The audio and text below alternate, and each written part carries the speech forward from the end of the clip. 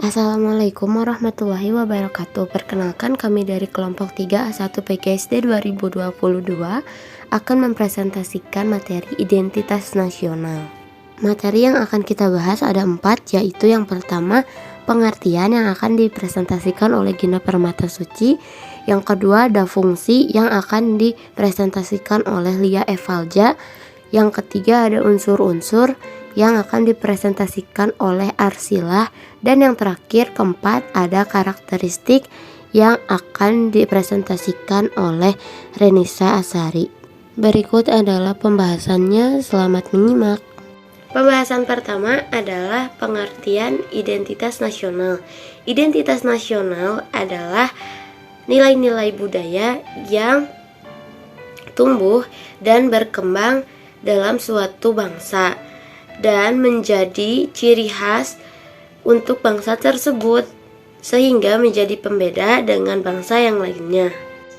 Lingkup identitas nasional adalah negara konteks modern. Identitas tidak hanya dimiliki oleh individu, tetapi juga dimiliki oleh kelompok. Identitas resmi di Indonesia salah satunya adalah KTP. Bendera, bahasa, lambang, dan lagu kebangsaan merupakan identitas nasional dari negara Indonesia, negara kita. Nah, itu tercantum dalam Undang-Undang Dasar pasal 34, 35, 36, 36A, dan 36B. Nah, untuk implementasinya tercantum dalam pasal 36C. Pentingnya identitas bangsa untuk melindungi individunya dari tindak kekerasan dan eksploitasi. Identitas nasional akan luntur saat arus globalisasi pesat, sehingga masyarakat menganggap bahwa budayanya itu kuno dan budaya luar atau budaya negara bangsa lain itu modern. Itu akan menjadikan faktor lunturnya identitas nasional. Adapun upaya untuk mempertahankan identitas nasional negara Republik Indonesia, contohnya 1. Menerapkan nilai-nilai Pancasila ke dalam kehidupan sehari-hari. Yang kedua ada menanamkan rasa cinta tanah air atau nasionalisme. Yang ketiga adalah menerapkan sikap kesatuan dan persatuan. Selanjutnya, fungsi identitas nasional yang akan dijelaskan oleh rekan saya, Lia Evalja. Selanjutnya kita masuk ke pembahasan fungsi identitas nasional, yang dimana fungsi identitas nasional ini memiliki 4 fungsi. Yang pertama sebagai alat pemersatu bangsa, dan yang kedua sebagai pembeda dengan bangsa lain, yang ketiga landasan negara identitas nasional, dan yang terakhir keempat, identitas negara menjadi fungsi paling terpenting. Maksud dari sebagai alat pemersatu bangsa itu apa sih? Jadi, tujuan utamanya identitas nasional itu sebagai alat pemersatu bangsa. Seperti yang sudah kita ketahui bahwa Indonesia ini memiliki berbagai macam suku, budaya, dan agama. Maka dari itu, identitas nasional digunakan sebagai merek untuk mempersatukan keberagaman Indonesia tersebut. Selanjutnya fungsi yang kedua yaitu sebagai pembeda bangsa dengan bangsa lainnya. Nah, maksudnya itu seperti yang telah dipaparkan sebelumnya ya, bahwa identitas nasional itu sebagai ciri-ciri, tanda-tanda, dan ciri khas suatu negara atau bangsa tersebut. Maka dari itu, hal ini membuat negara tersebut berbeda dengan negara lainnya. Lanjut ke fungsi yang ketiga, yaitu landasan negara identitas nasional. Artinya, identitas nasional ini digunakan sebagai panduan, pemersatu, dan merupakan pegangan agar bisa mewujudkan cita-cita dan tujuan negara tersebut.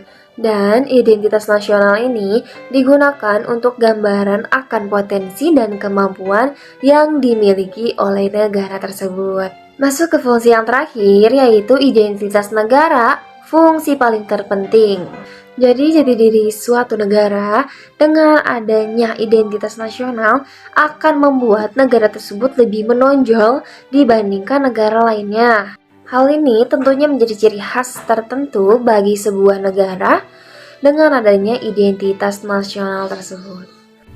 Unsur-unsur pembentukan identitas nasional. Yang pertama, agama dasar negara Indonesia dalam sila pertama menggambarkan bahwa Indonesia merupakan negara yang menjunjung tinggi nilai keagamaan dan ketuhanan. Indonesia juga dinilai sebagai masyarakat agamis, yang artinya semua penduduk di Indonesia memiliki agamanya masing-masing.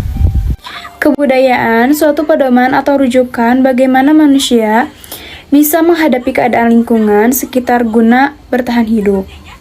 Suku bangsa yaitu unsur pembentukan identitas nasional.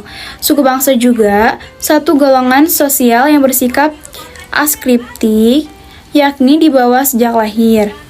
Indonesia juga terdapat ratusan suku bangsa dengan bahasa mereka masing-masing. Bahasa unsur pembentukan identitas nasional. Simbol yaitu verba. Pembentuk bahasa dilakukan berdasarkan unsur-unsur bunyi ucapan manusia. Bahasa digunakan sebagai sarana komunikasi antar manusia dengan satu sama lainnya.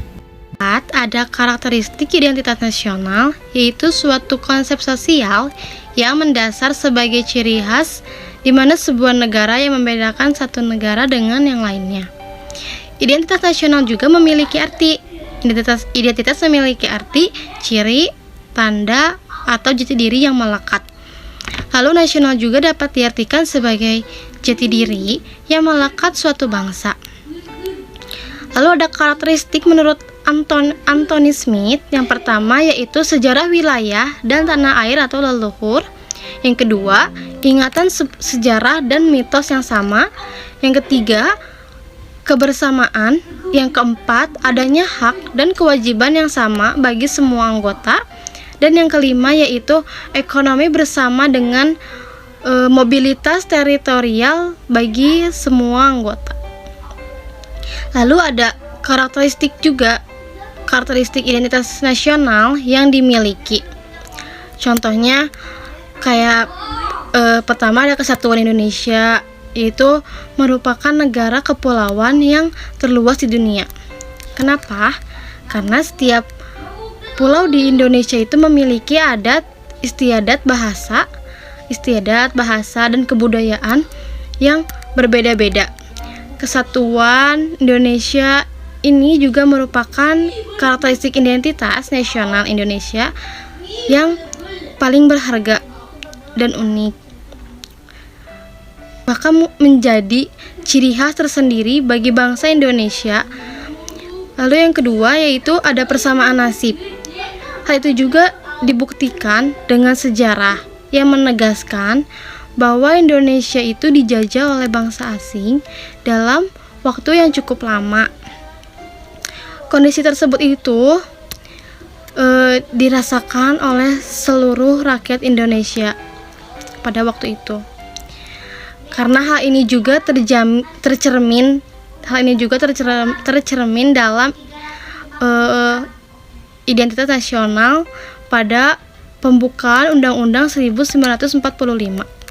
Yang ketiga, tercantum di Undang-Undang 1945 yang berbunyi segala bentuk penjajah di muka bumi harus dihapuskan.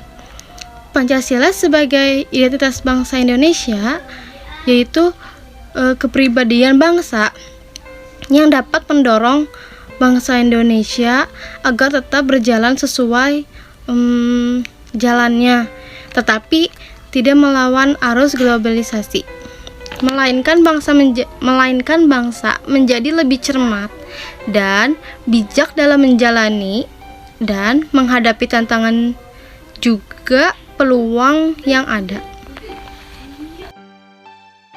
Sekian presentasi dari kelompok kami. Terima kasih atas perhatiannya. Wassalamualaikum warahmatullahi wabarakatuh.